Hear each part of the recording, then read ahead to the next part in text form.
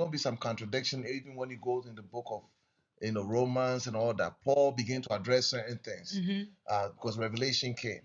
But Matthew, the gospel really started when Jesus died. Well, because if you look at First Corinthians chapter 15, verse 1 to 4, Paul began to teach us what the gospel is.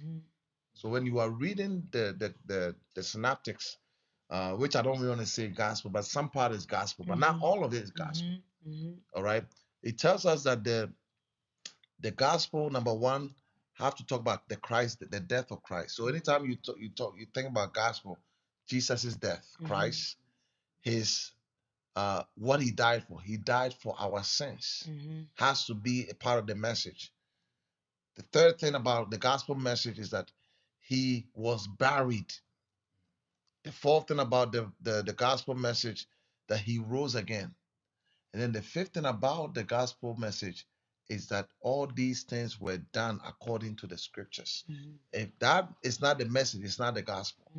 So Matthew, until the death of Christ in the later chapter, which I believe chapter 28 going, is when the gospel really began there. So most of the stuff, you make a lot of references to the Old Testament, or because also to prove his point, but also they were in the Old Testament in those days when he was writing those texts. Yeah. And when it comes to